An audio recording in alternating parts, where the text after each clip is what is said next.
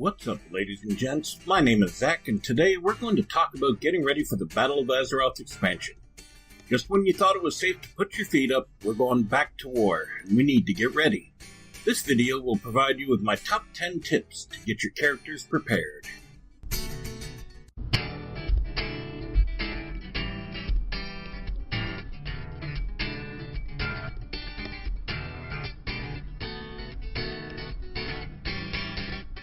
Okay, so we spent the last 2 years killing off Gul'dan, smacking Kil'jaeden around, and finally killing off Argus, restoring the Titans, and turning Sargeras into a chew toy for Illidan. It's summertime, and we can all enjoy some holidays around the campfire, right?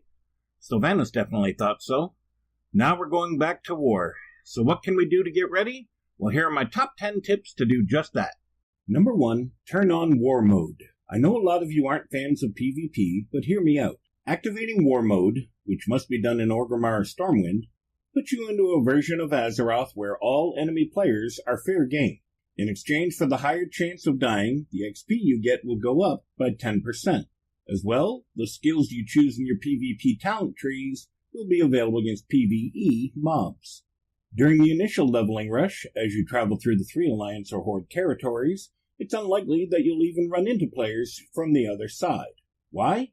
Simple. They're busy doing their own questing areas, same as you are. Sure, there's a couple of areas where combat will become more likely as Horde and Alliance try to establish a foothold in each other's territory, but outside of those areas, at least during the first couple weeks of leveling, Horde will mostly encounter other Horde members, while allies encounter other allies. This means you're pulling in 10% more XP without actually having to deal with the added burden of being randomly attacked by enemy players. To me, this is a win-win proposition. And when the small chance of a PvP encounter happens, you've gotten time to learn the new skills from the PvP talent tree, so you'll be ready for them. Number 2, get yourself an insightful rubellite. This item isn't available yet, but once jewel crafters arrive in their new areas and start learning their new recipes, this will be one of the first ones they learn, and one of the first ones they'll be making money with. This jewel is unique equipped, meaning that you can only have one of them anywhere in your equipment at any given time.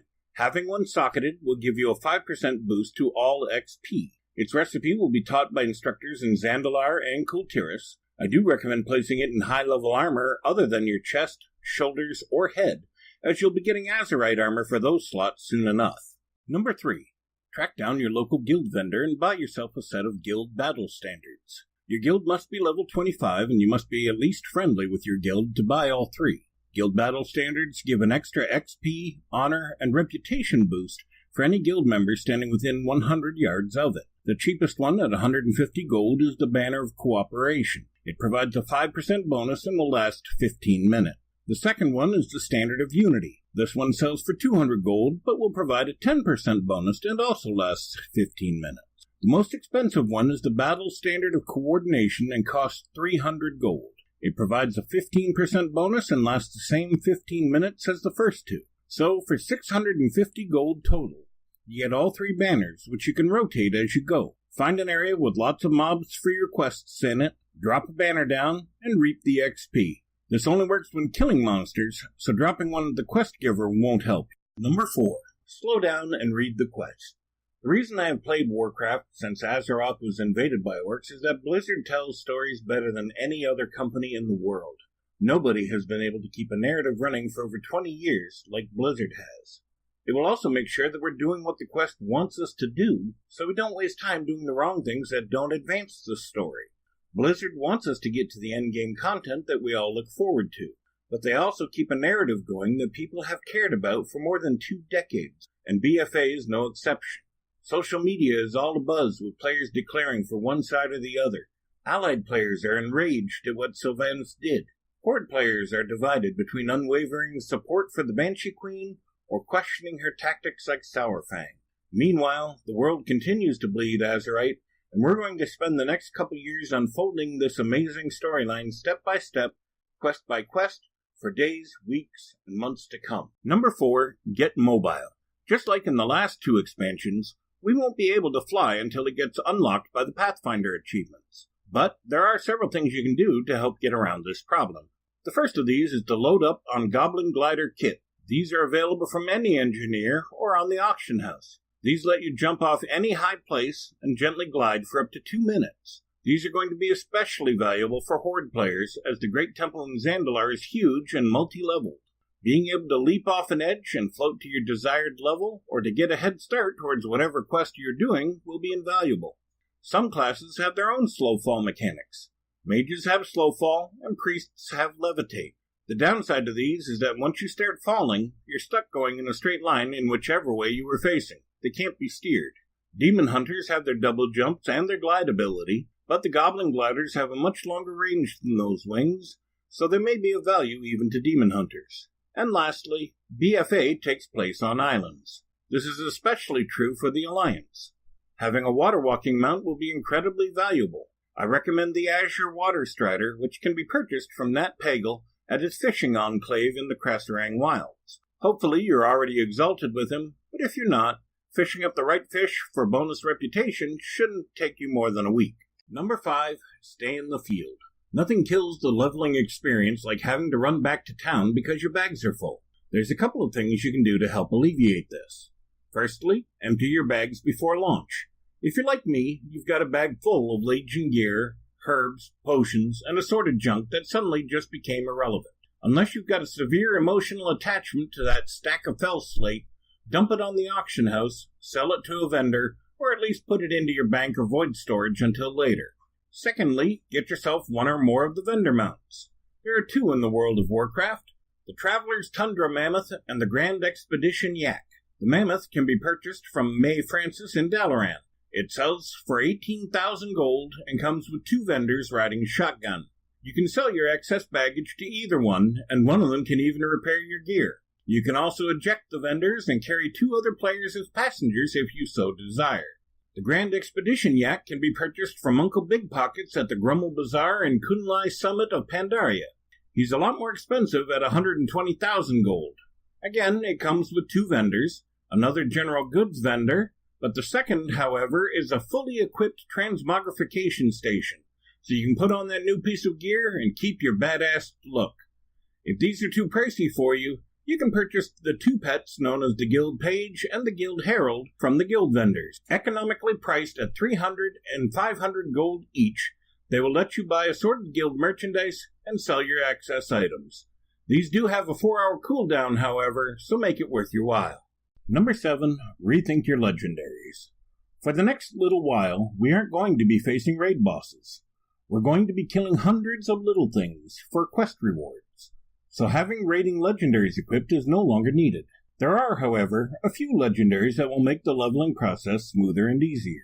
The first of these is Kil'jaeden's Burning Wish. This trinket's ability to do a large chunk of damage to groups of enemies will help you mow down herds of quest mobs at a time. The 2 legendary rings, Insignia of the Grand Army and Safuz's Secret, are both socketed, meaning that either one would be a great home for an insightful rubellite. The abilities baked into each ring will certainly come in handy out in the new areas.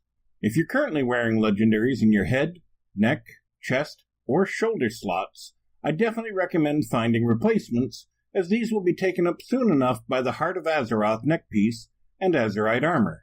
Also remember that all legendaries will lose all of their abilities at level 116. Number 8. Get your mission table. We should all be used to using a mission table by now, as they've been a daily part of Warcraft life since Warlords of Draenor.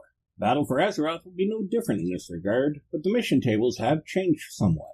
We will have to earn the loyalty of the followers, but each faction will have its own set of followers tied to their war campaign instead of class-specific champions. There will only be 5 followers per faction, with no system to activate or deactivate people in and out of rotation. Followers will start at level 120, and will require significantly less experience to upgrade in quality than in previous expansions. Eye level will not apply to BFA followers. There will be a larger focus placed on the troops that you recruit, and it will be the troops that counter most mission threats rather than the followers themselves. Troops will be randomly trained to be ranged, melee, or mounted troops once they're created. Follower equipment will be primarily obtained through profession crafting, and rather than increasing the chance for reward, equipment can increase the reward itself. Number 9. Keep up with the war campaign.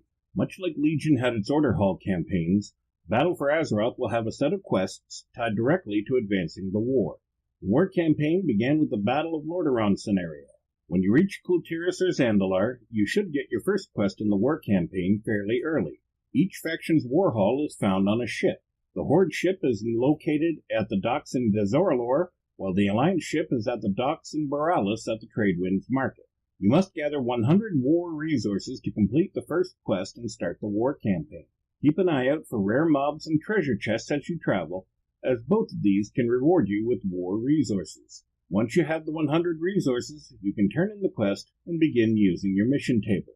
Between level 112 and max level, you will continue to have quests made available to you, assuming you've completed the previous step, with predictable regularity. Through these quests, you will establish footholds in the opposing faction zones, unlock island expeditions, upgrade your order hall, open world quests, gain access to reputation vendors, and finally at 120, you gain access to war fronts. On a side note, when establishing footholds in enemy territory, you may want to turn war mode off if you're not a fan of PvP.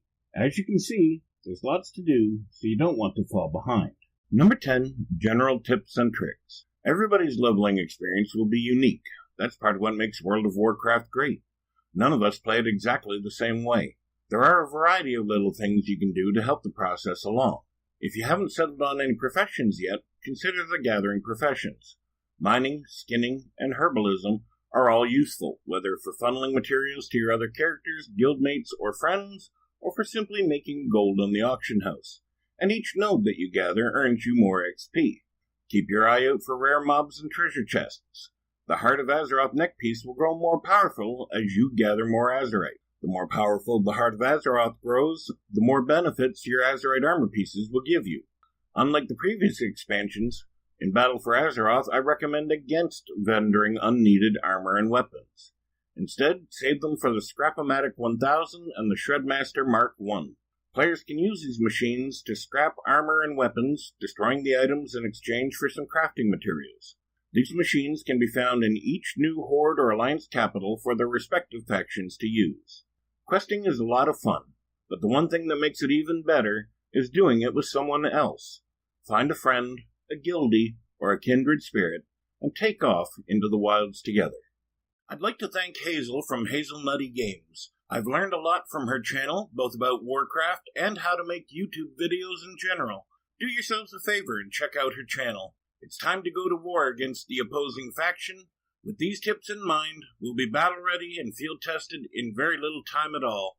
And on one last personal note, for the Horde! For the Horde!